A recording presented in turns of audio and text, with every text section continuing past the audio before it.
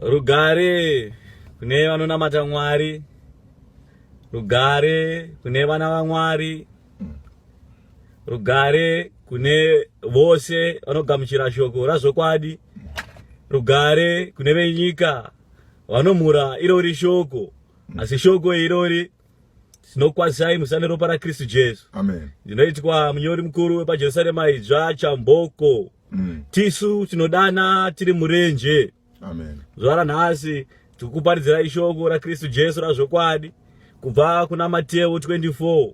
Pane magwaro akanaka ipapo asingade kana kududzirwa zvizhinji, nokuti Ishe wakaparidza ari pagomo remuOerive akafamba neshoko, vanga varipo vakateerera, wakaropafadzwa anonzwa shoko raJehovha Mwari ogara naro richengeta. Amen. Amen. Haleluya. Amen. Haleluya. Amen. Aiwa, tinotenda saizvozvo tauya neshoko rakanaka. Tisu vanodana vari murenje, vari kuti gadzirai nzira dzashe dzirurame, nekuti kuguma kwenyika kwava pedyo.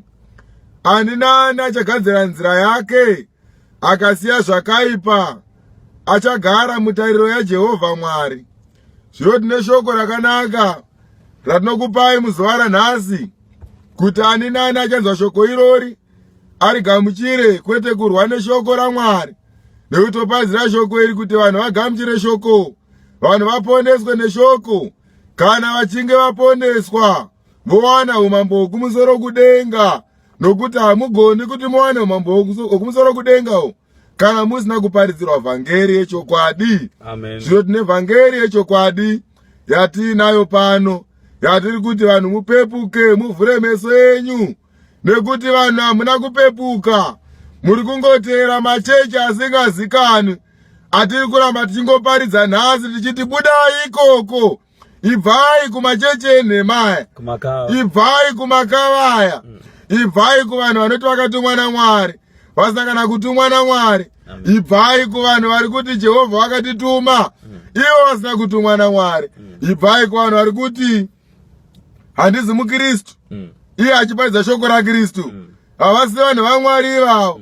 Ibvai kune vanhu vari kuzviti tiri panhamba 4 kubva pachigaro chaMwari, ibvai kuvanhu vakadaro. Siyai kwana Magaya, siyai kwana Madungwe, siyai kwana Chiwenga, siyai kwana Lukawo.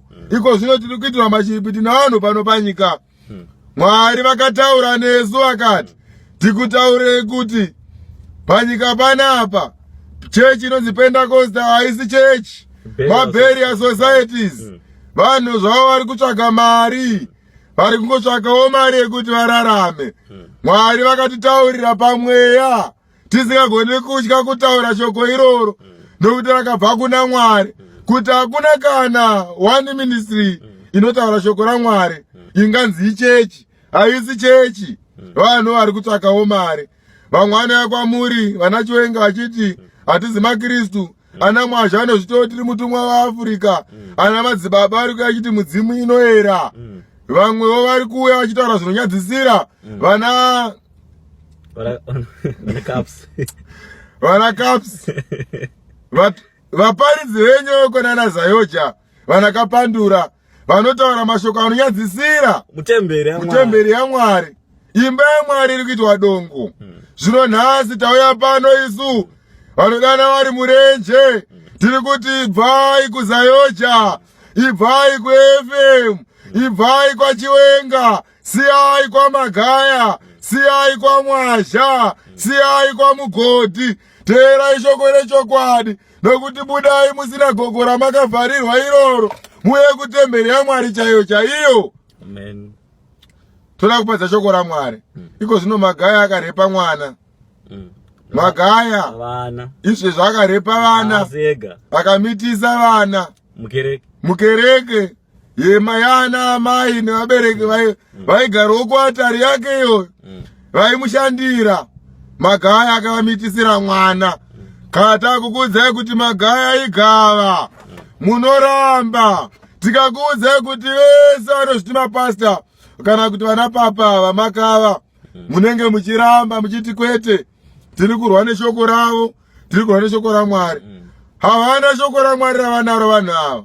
vanhu vakaya kuzorasa vanhu vakawanda nekuti mukada kuona nhamba yevanhu vakawanda inoenda kwamagaya, inoteera magaya, inotenda kuna magaya, nekuti shoko rakamhenge rataura kuna Mateyu 24 kuti muchenjere kutsauswa navanhu, nekuti vazhinji vachauya nezita rangu vachiti tiri Kristu vasiriwo, vachitsvaga kuti vatsause vanhu vangu.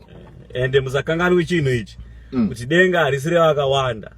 Ishe vakati vachasangana neumambo hwekumusoro kudenga havangazadze kana chanza chaMwari. Zvino maprofita enyu nhema anouya kuprofita zvisipo, vanoti Jehovha wati, Jehovha asina kuti, votsvaga kuti mashoko avo asimbiswe nekuda kwavo, asi haangasimbiswe. Chokwadi chose kubuda pachena. Vana vekereke vanopera kurepwa nevamunoti vanhu vaMwari, asi mozoda kutenda kana kereke ichinge yarepwa yese.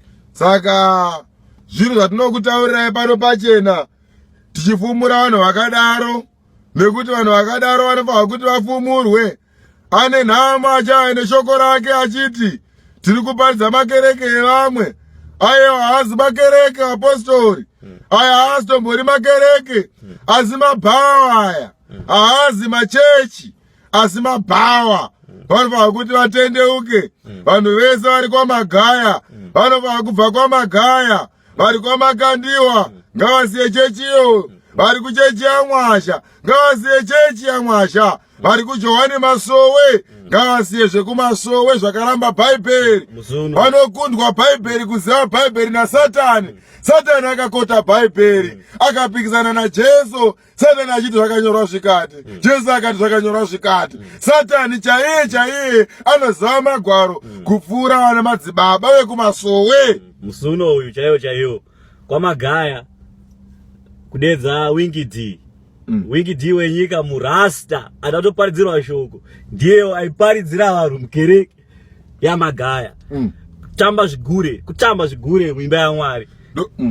Ndo zvatokutsanangurirai kuti kana ikanzi imba yaMwari yakakosha, iatari yakakosha. Zvino kana ukaona imba yaMwari yakutorwa vana wingidi kana vana japreza vachizoimba kutonga kwaro muchechi, zvinobatsirei? Kana wingidi achizoimba kuti songwi ndeyejecha muchechi, zvinobatsirei kuimba jecha muchechi? Munopirei vaimbi venyu mike? Isu kwedu kana vakauya vanogara pasi voteera vhangeri ratinoparidza, nekuti havana kutumwa naMwari, vakatumwa kuimbira nyika naSatani. Kwete vakatumwa kuimbira naMwari, kwete vakatumwa naSatani kuimbira nyika. Zvino isi tinovati kana vachinge vauya, wingidi gara pasi, japreza gara pasi, obviswa ngundu iri mumusoro iyo, nekuti shoko raMwari rinoti murume anonyadziswa nebvudzi rake rinenge riri mumusoro rinonyadzisa murume, asi mukadzi ndiye akafanira kunge aine bvudzi rake kwete rekurukwa. Saka taakutaura shoko pano rekuti makaraswa nevanhu vaiti vakatanga machechi kare. Zvino pano taakuya neshoko rechokwadi richiti aiwa, tarirai isusu vakomana taakukuendesai kuKenani. Aniani anochengetera mushoko irori, taakuenda naye kuKenani. Uya hama yangu shamwari, uya tiende kuKenani. Uya hama yangu unotenda kushoko irori, tiende kuKenani. Hatidi mari yako kana siliveri rako, hatinonyatoda kwauri, tinoda iwewe nemoyo wako kuti utende kushoko. Kana watenda kushoko irori uchaponeswa. Uya tiende kuKenani. Siyane zvaina magaya haazive kunoenda Kenani, siyana namakandiwa, siyana naapostoli Chiwenga nekuti havazi maKristu, siyana naMwasha. Vakomana tiende kuKenani. Shoko redu riri pano, toda kunanga Kenani nevakanyora mazita pabhuku eupenyu vanotenda kushoko raMwari. Mayatinzokera Mateyu 24 mavara makuru aripo. Jesu unoprofita kuputswa kweJerusarema nekudzoka kwake. Jesu anoprofita kuputswa kweJerusarema nekudzoka kwake. Yakanga iri nhau yokufa kwake nokumuka kwake. Wakanga usiri mudhuri waitaurwa kuti mudhuri uchaputswa, asi zviro kwazvo wakanga iri nhau yokuti kufa kwaJesu Kristu kwakaita mazuva 3 nekudzoka kwake ndo nhau yaakanga achiprofita. Manya aireva kupedza kwesungano yakare achivamba sungano itsva. wanhamba yoti zvino Jesu akabuda patemberi. Jesu akaonekwa achibuda patemberi. Akati oenda. Akati akwenda. Vadzidzi vake vanapita vakauya kwaari. Vakaenda kuna Jesu. Kumaratidza dzimba dzetemberi. Vakati sheone dzimba idzo. Tunhamba. Yakati chii? Akapindura akati kwavari. Akapindura akati. Munoona zvinhu zvose here? Zvinhu zvamuri kuona zvakavakwa madhorobha ese amuri kuona akavakwa panyika, kubva kuAmerika kusvika kuAfurika, pasi rese. Midhuri yamunoona akomana yamunoti ndoma tallest building akavakwa, amusati makamboona. Ndo akanga akutaura kuti vakomana zvinhu zvamunoona izvi zvakanzi kudini. Hakungaregwi ibwe pamusoro pebwe. Hakuchazoone kumwe mudhuri ucharamba wakamira vakomana, risingazowisirwi pasi. hakuna mudhuri uchasara wakamira ukasaparadzwa panouya mwanakomana akuparadza nyika. Wakati agara pagomo reMiorivhi. Akati agara pagomo reMiorivhi, mira ipapo Jesu aitokwira mugomo. Imi vana papa nhasi moenda kuGhana, monodzoka maromba zvikwambo, moya kunoguma kuprofita nezvikwambo. Vana apostoli chiwenga vonyepa kuti vakatumwawo, vobva vaita Bible study mumba mavo, voenda kuchikoro vachidzidza Bhaibheri, vozoya kuti takatumwa naMwari. Vana mwazha votora mvura dzevanhu vakafa vachigezesa vanhu vechechi yake kuti vapuse vamuti akatumwa. Vana mugodhi vakavata misoro yevanhu vakadeura ropa vakatanga chechi. Asi nhasi uno vanozviti vanhu vaMwari. Taakutaura shoko pano vakomana, tokuudzai chokwadi chokuti aiwa havana kutumwa naMwari vanhu ava, vakatumwa naSatani. Vakatumwa kuzoparadzawo kuti vanotenda vavatevere. Zvino shoko redu riri pano ratokupai: tendeukai varume, nyika isati yaguma. Vanoenda kuGhana voromba. Vana madzibaba ing'anga idzi, havazi maprofita. Mweya Mutsvene wakataura kwandiri uchiti, vana madzibaba munoprofita nemweya waSimoni n'anga. Mutori n'anga, hamuzi maprofita. Hamuzi maprofita, muri n'anga. Siyai vanhu vamakasungawo vauye kuimba yaMwari, tiende navo kuKenani vatevere shoko rechokwadi raMwari. Amen. Vakaenda kuGhana vakadzidza shoko. Iye zvino magaya akarepa, iko zvino magaya akarepa, asi munomuunganira. Vanhu vakawanda munoenda ikoko, akakuunzirai laguma muchechi mushonga. Munhu waMwari anotora mushonga kuunza muchechi. Tarirai, igore rino igore rekuvumuka kwamagaya, igore rekuvumuka kwevanhu vanosviti havasi vaKristu, igore rekuvumuka kweavo vakaenda kuGhana vakaromba.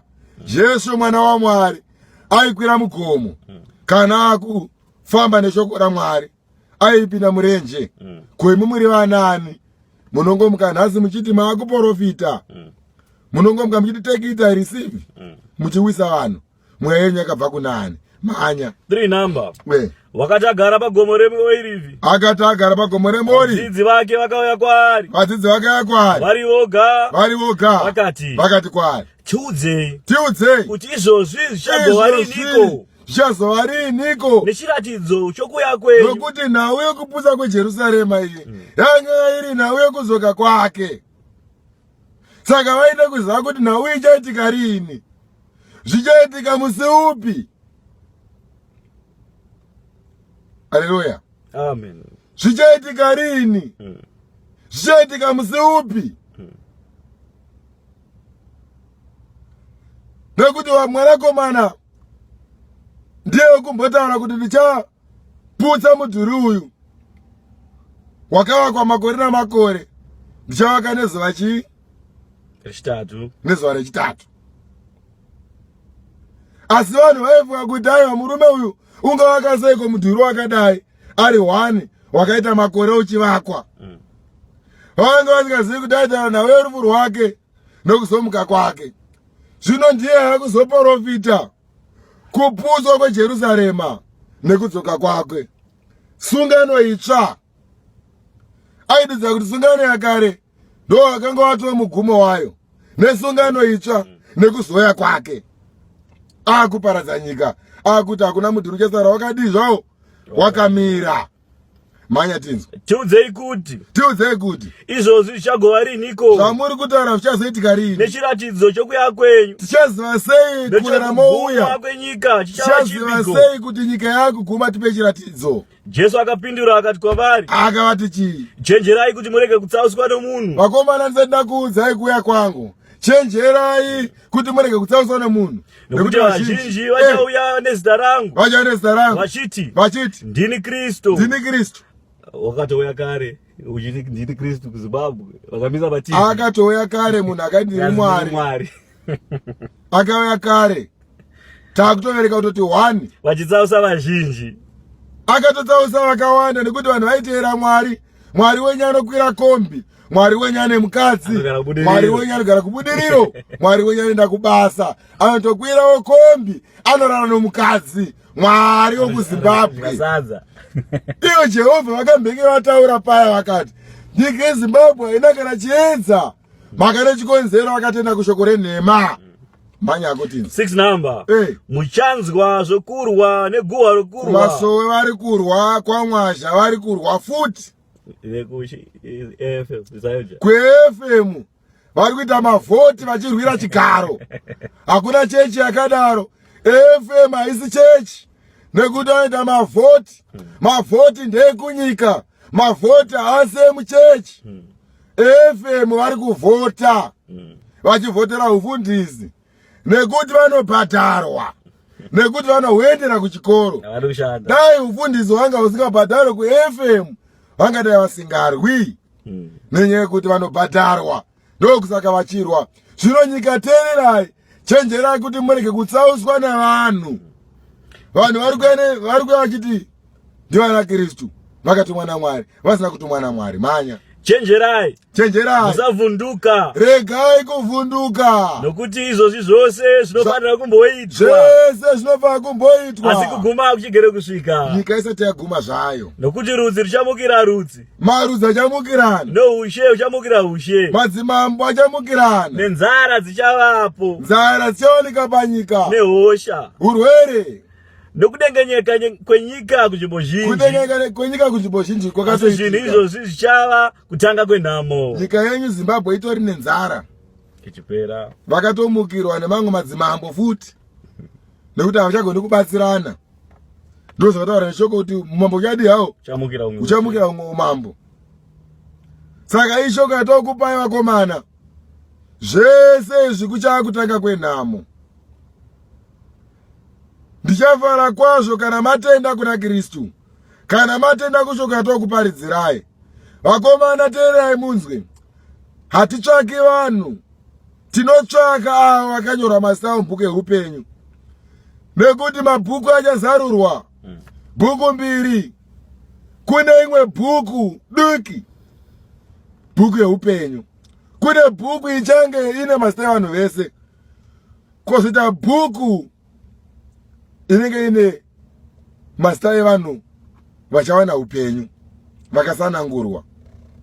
Hama yangu, uchazova papi kana uchienda kwamagaya kunorepiwa vana muchechi nemuprofita? Hama yangu, uchazova papi kana uchienda kumasowe kwana madzibaba vanoti bhaibheri chimunya, vanoti vanoprofita natsvimbo mutauro ndianoparidza, naGenatio naAndereya? Ndiani vanonzi vana Andereya? Ndivanani vana Genatio? Who is Baba Johani anoramba bhaibheri rakaverengwa naKristu? Kuna muprofita Isaiah 61, mwanakomana apinda mutemberi, paanoti mweya wose uri pamusoro pangu. Iko zvino vana madzibaba vana masowe vanouya vakuramba bhaibheri. Kana mukaramba muri kumasowe mhai, hamugoni kuenda muKenani. Kana mukaramba muri kwamwazha achikuti ndiri mutumwa, mwazha akaprofita nhema 2016, akati nyika yasarirwa nemakore 3 bedzi kuti iparare, asi Jehovha